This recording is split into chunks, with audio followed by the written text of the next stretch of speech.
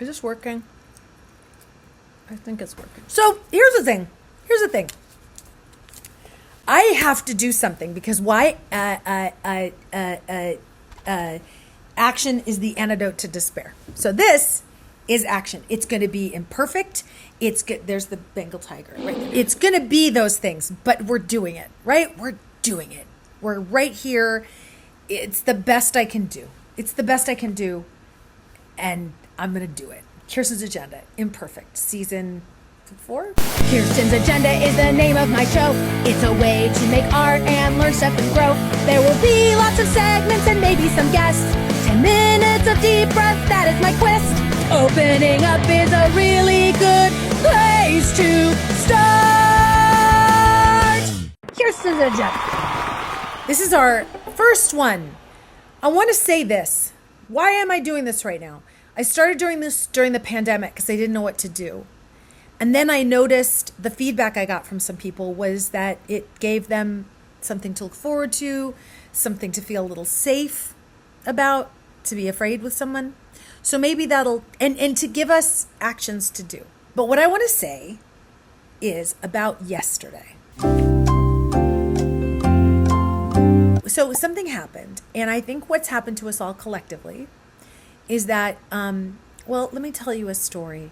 I used to live with someone when I had a lot less power, and they were very loud, and they drank liquids that made them stumble around. And this person would say all these sort of inflammatory things, but I didn't. This other person who was there, they didn't know. They didn't know those things were inflammatory. They just assumed they were true. But at a certain point, it wears off. At a certain point, someone's making all these inflammatory things. You're like, you know what? The worst has already happened. And I feel like we're all at this collective place now where you're like, my nervous system is so tapped out from having you threaten me that I'm spent. Like my nervous system is burnt out. I'm still afraid, but I'm going to keep making movements.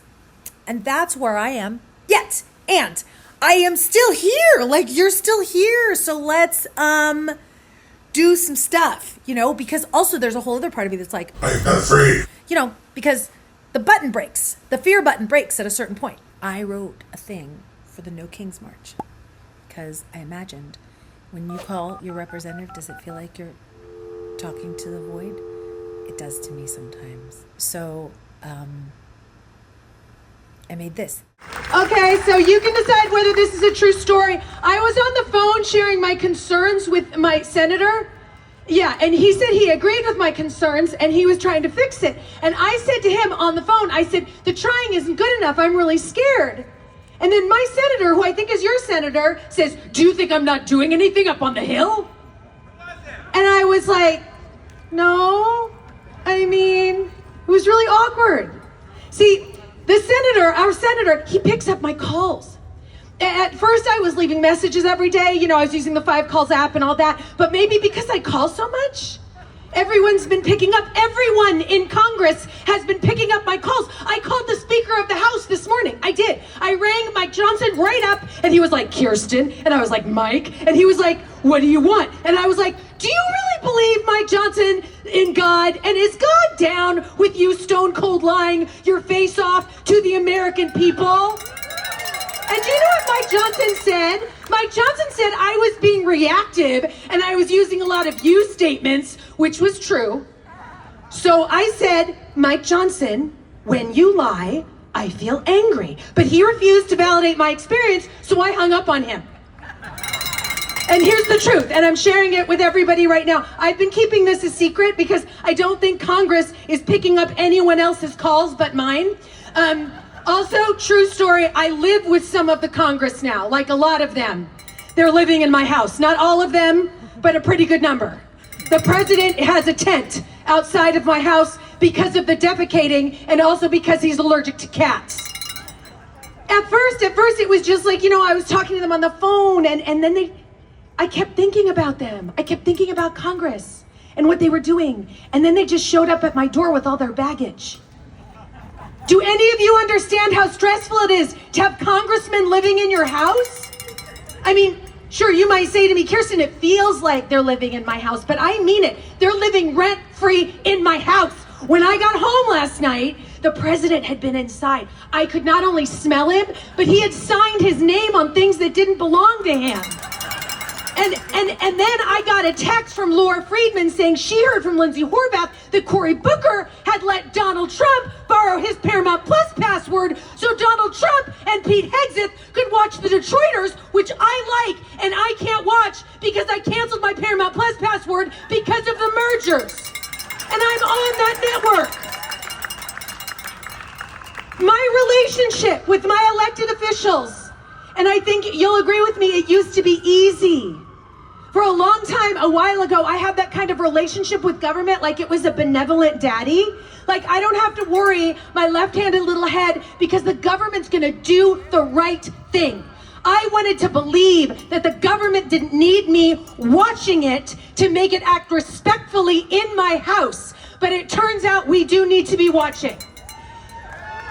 But also, we all know this, right? Relationships are tricky, okay? Like yesterday, the president, who lives in a tent in my backyard, he didn't set his alarm and he missed his Pilates class almost. I'm paying for him to go to Pilates because I think it might help him cognitively. So I go out and I'm like, hey, President Trump, it's 8:30. And he rolls out of his tent and he puts on a suit. Yeah, he wears a suit to Pilates. And I go back inside and somebody in Congress, John Thune, had used the blender and not told me. So I'm washing it out and I can hear John Fetterman taking a shower upstairs. He's singing a Chainsmokers song off key. And I let out this like, this heaving sigh to like let out my emotions, you know? And then RFK, who doesn't officially live in my house, but will wander in if the door is open. And he's standing there, he's working one of those grip strength things and he's wearing jorts. And he's like, Kirsten, why are you so sensitive? And I'm like, okay, household meeting right now. Crisscross applesauce.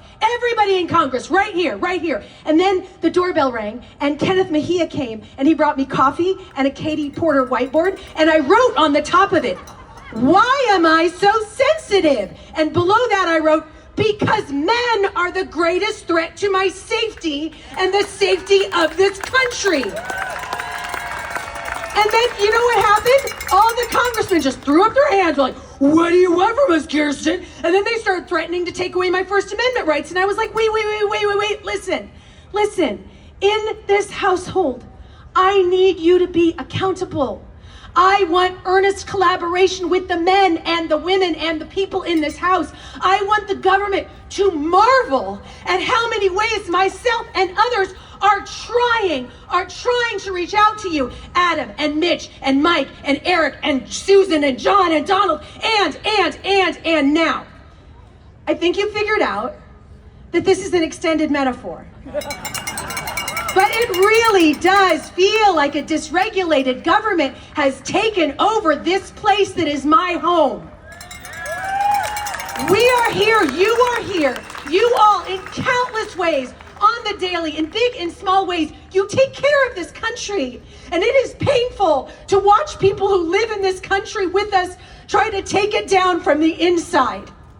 And although there are some folks that aren't putting in their fair share of household work, this country is still our house. And if you, like me, feel like this government stuff gets into your actual home, feels like it gets into your actual mental health, you must remember, I must remember always that this is ours. It's our internal and literal houses to enjoy, which means we got to clean it up. Because yes, we are having to clean up these messes even as more messes are being made. But community is messy. Living in this big house called America is messy. But all the conflicting ideals and needs and dreams and everyone living together, that is what makes us work. The robustness of our differences, people that don't even believe in us, the robustness of all of that creates vitality. It's like our house is like an ecosystem, you know? It's almost like, what's an ecosystem? Like a swamp? But I don't want to drain a swamp. A swamp is a natural occurring thing. It's saturated soil dominated by trees and water tolerant vegetation and filled with creatures. If you drain a swamp, If you take the things inside of an ecosystem that make it different, that is when it becomes disgusting. Okay? We're not disgusting. We're just like vibrant and beautiful. So I will keep cleaning up the messes in this house with you. And we're gonna all figure out together how to run this household in a way that provides liberation for all of us. And it is a privilege living in this house with you and cleaning this mess up with you. Thank you.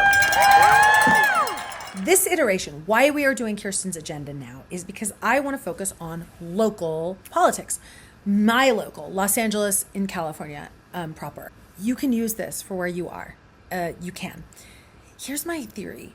I don't think it's that outlandish. I think they're putting something in the water and in the air, and they have for years.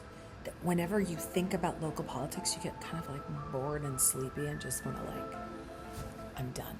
Because that's how I feel every time I think about it. Now, that is the most logical answer to why this overwhelming wash of apathy overtakes me.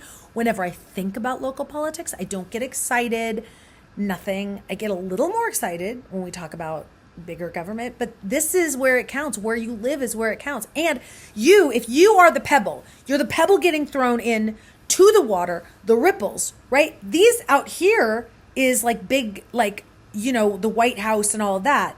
Closer, closer, closer, your state, local, your neighborhood, right? You, your family, the way you talk to your insides, boop, ripple. Why am I doing this? If I can get 5 people, 15 people, 50 people to vote in their municipal local elections, it will be good.